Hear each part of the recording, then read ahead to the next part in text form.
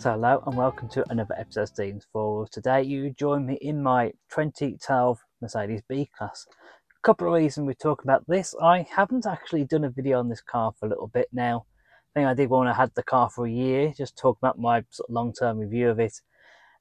Second reason is because actually I've just owned this car for 3 years now, so I thought it's quite a nice point to actually do a video on this car. So let's go back 3 years. When I bought this car, it was sort of a running around car. I could get my dogs in the back, full luggage in the back. I wanted to go for a week away, we could do that. And just basically more of a practical car to my then SLK that I used to own. It's obviously sold that car since then. And I bought a couple of others, but we won't go into that.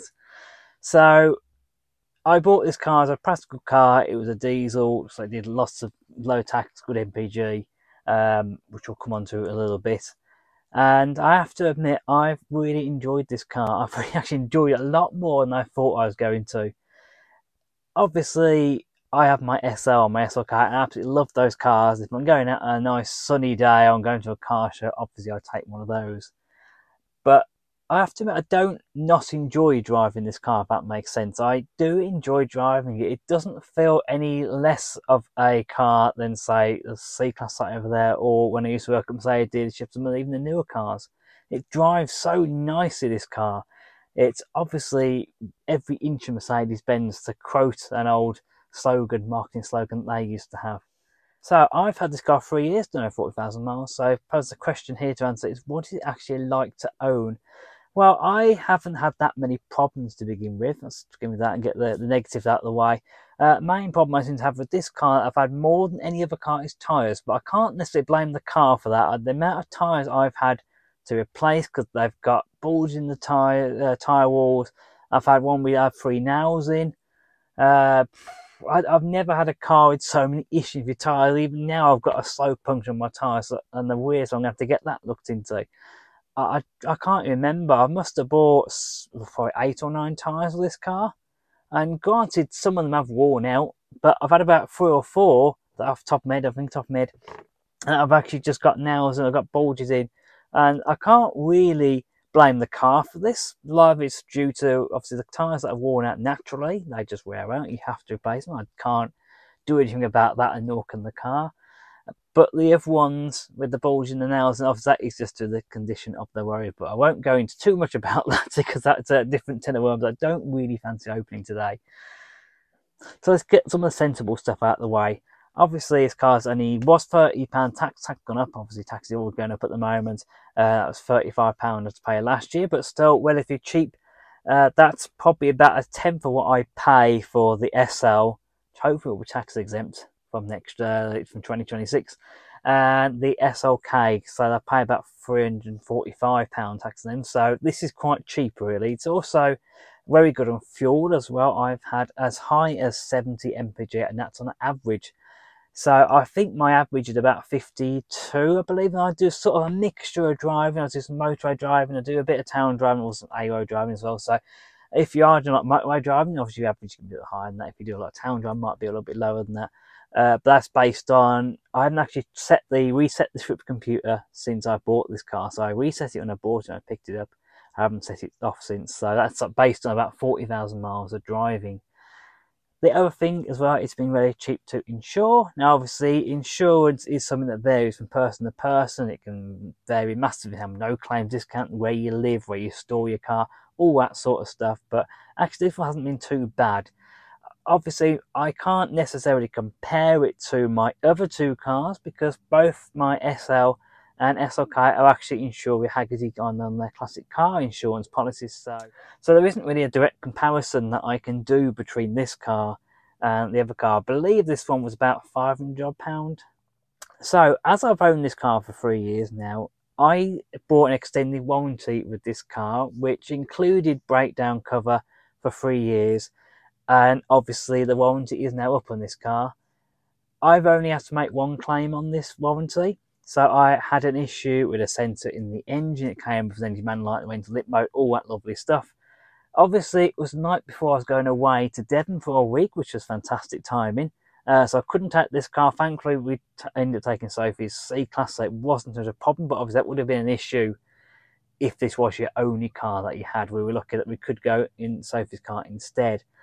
Now, that cost about £140 for a new sensor, and I was able to claim the money back from the warranty company, which is very good. The only other issue I've had, which was a problem with the accelerator sensor, which is actually bolted onto the top of the accelerator pedal, and this actually wasn't really a problem with the sensor itself. It was actually the connection in there got a bit of dirt or something in there, and basically I took it into, at the time I worked at Mercedes dealership, the perfect people look after this car, and they just put it in a diagnostic, saw it was that, and they literally blew it out with an airline, and I've not had any more issues since then. So that was just £40 to do that job. That was very kind of them to do that. So I thought for 40 quid, I'm not really going to go through the faff of trying to do all of that with the warranty. So now this car is actually out of its warranty period, am I at all worried about owning this car anymore? Well, the simple answer is no. I think it's more than proving itself. One of the reasons I took out the warranty in a way is like a safety net in case this wasn't a good car, and in case I had a big expensive bill, or the engine blew up, or the gearbox went bang, or whatever it might be. But actually, I've had 3 years of really, actually very good, reliable service from this car. It's done well over 40,000 miles, I mentioned, and it's just done it all in its stride. And I think one of the topics I really want to talk about in a bit more detail in another video, I genuinely think this B-Class is one of the most underestimated models that Mercedes actually offer. Now, one of the things I actually do want to talk about in a future video, and I'm going to do actually a whole video about this car, is I genuinely think this is one of the most underestimated cars that Mercedes actually do. And bearing in mind, the B-Class isn't actually that popular. You look, don't see that many around, but it's still in its third generation here in the UK. So there must be enough demand for more in order for Mercedes to actually still produce this car in the UK. So that'll be a different video. I don't want to go too much into that, but I think that's going to be a really interesting one coming up. So this is ultimately a daily, and eventually it's going to come to a point where I might actually need to upgrade to another car. Hopefully not for a few years yet. I'm hoping a few more years. Definitely get to 100,000, hopefully.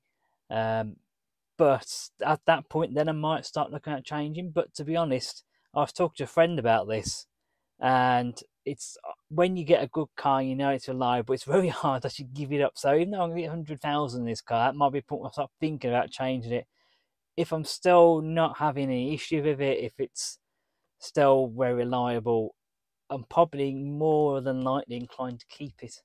Plus, this means more money spent on other stuff and buying other cars and doing up the SL and all of that sort of stuff, you know. So, would I rather keep this car and just keep running it as it is, or would I rather have the money to upgrade? And I would have upgraded to a newer model for a daily and put that back into other cars. I think in a way I'd rather have it in other cars, to be honest. So, would I consider having another B-Class to replace this one? I think absolutely yes, I would. I think because the B-Class is underestimated, again, I'm going to go into another video on, prices of these generally aren't that strong. So it's good if you're buying because you can buy a slightly newer car because the prices aren't actually that strong on them. It's bad if you're obviously selling because you don't get as much value for them as you would necessarily think. But anyway, that's a different topic. Yes, I would buy another one. I'd probably look at a newer shape one. Purely because I felt if I upgraded this one had the same shape again, I just feel like I'm in the same car almost. So if I'm going to upgrade, I'd rather have something a bit different and have a newer shape and have a new interior to sort of look at as well. So, but that's hopefully not going to be for. So overall, what has 3 years taught me daily driving a B-Class? Well, it's taught me quite a few things. It's taught me it's, again, not any less of Mercedes than any of the models. It's a, 12-year-old car, this one with 56,000 miles on the clock. And yet it still feels solid. It doesn't feel, any of the plastics don't feel cheap. There's no real squeaks or rattles, the odd one, but that's about it. Second point is that I get the MPG out of this car, so I'm not having to spend all my money fueling a daily driver. I get good MPG, so I don't have to spend as much time going to the petrol stations. The first thing I like about this car is the flexibility that I can do anything I want with it. You know, carrying the dogs around, going on holiday with luggage, you need the extra space. I've never found myself in a situation where I can't fit everything in this car. I need to. Obviously, I've done trips like when I went to Telford to collect the free spokes for my SLK. This was the perfect car for that, and it just folded down the back seats. There's really enough space to spare. I could have probably put another set of wheels in there if I wanted to. So it gives me that flexibility, which I think is what I need. With the other cars being two-seater sports cars, okay, you got the rear seats in the SL, but they're sort of not proper seats, shall we say. They're good enough for the dogs if you want to go out in the SL with them. But it gives me that flexibility to throw anything I want at this car, and it will just do it. Whether it needs a tip one, whether there's alloys I need to collect, car parts, whatever. This car just does it, and it does it with ease. Everything this car does, and everything I've chucked at it, it always handles it with ease. And the fact that it's also been quite reliable while I've had it as well has really added to this as well. So I think this is a fantastic daily driver. If you're in the market for a daily driver like this, I really would recommend one. As I say, they're not an obvious choice when you're looking at daily drivers, but I thoroughly recommend this. So before I leave for today, there's a quick message from a rather annoying guy who's trying to sell you some stickers and some key rings. So did you know that Stevens Falls has its very own website and merch shop? Well, I do. Currently we have stickers like so, £4 for small stickers. Large ones like this one are £6. We also have key rings like so, which are £6. All of these include postage as well, so there's no hidden costs on there. The price you see is the price you pay. Make sure you follow the link in the description below to show the support to the channel. However, if you don't want to spend any money, that's absolutely fine. Just simply hit the like button and make sure you're subscribed to the channel. Thank you very much. Well, thank goodness he stopped rambling on now. I think it's also time that I stop rambling on. And so I'm going to say goodbye for today. Like, comment, subscribe, all that good stuff. Let me know your thoughts on this car if you own one, if you're looking for one. I'm always happy to answer any questions on this car. So it's going to be goodbye from me, goodbye from the B-Class, and I'll see you next time. Goodbye.